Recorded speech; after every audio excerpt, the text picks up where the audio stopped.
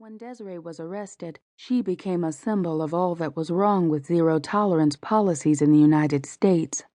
Despite her petite 6-year-old frame, Desiree was perceived as a threat to public safety. Many were outraged, but most seemed to dismiss it as an isolated incident. Then other incidents began to reach the media. In 2012, 6-year-old Celicia Johnson was arrested in Georgia for throwing books, toys, and wall hangings, amounting to a tantrum that was again determined by the school authorities to be an incident worthy of police intervention. Not only was Celicia handcuffed during this horrifying incident, she was actually hauled to the police station, an experience that left the kindergartner, according to her mother, Constance Ruff, waking at night screaming, "They're coming to get me!"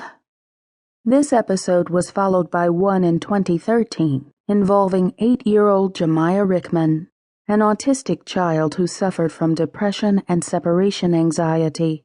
Her hands, feet, and waist were restrained when she was arrested in her Illinois elementary school after throwing a bad tantrum and allegedly trying to hit a school resource officer.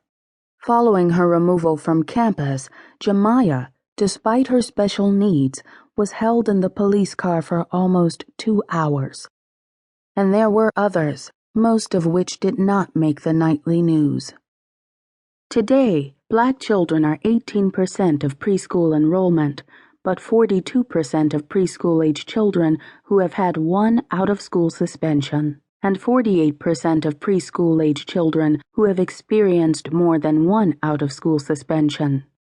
Between 2002 and 2006, per-district suspension rates of Black girls increased by 5.3% compared to a 1.7% increase for Black boys. Among the nation's 10 highest suspending school districts, Black girls with one or more disability experience the highest suspension rate of all girls. The experiences of Desiree, Celicia, and Jemiah represent the worst and most egregious applications of punitive school disciplinary practices.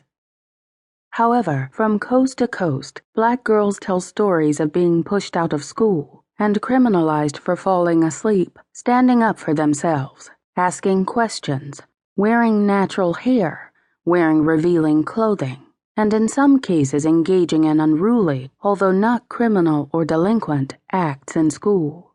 Mostly because what constitutes a threat to safety is dangerously subjective when Black children are involved.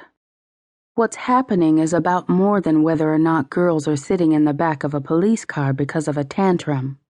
This chapter explores the discipline disparities that affect Black girls and the gaps that are generally fueled by 3 core issues: the perceived bad attitude of Black girls, zero-tolerance policies, and other highly punitive school practices relying on instruments of surveillance that conflate student conflict with criminal activity, and the criminalization of Black girls' appearance, absent any actions or behaviors that threaten the safety of students or teachers on campus.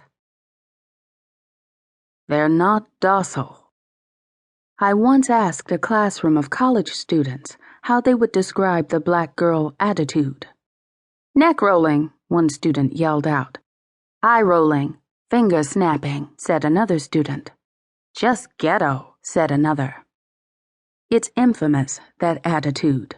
Even as you read this, no matter your race, background, or ethnicity, your mind is likely floating toward an image of a brown-skinned young woman with her arms folded, lips pursed, and head poised to swivel as she gives a thorough eye reading and then settles into either an eye roll or a teeth-sucking dismissal. Or maybe you imagined her head tilted, her eyebrows raised, and her hands on her hips, 1 or 2 depending on the circumstance. Or possibly you envisioned her face with a scowl, her lips slightly turned up to show just a few teeth. Across the country, the student identity of Black girls is often filtered, assessed, and understood through how much attitude she gives to others around her, discussed as if it were as concrete.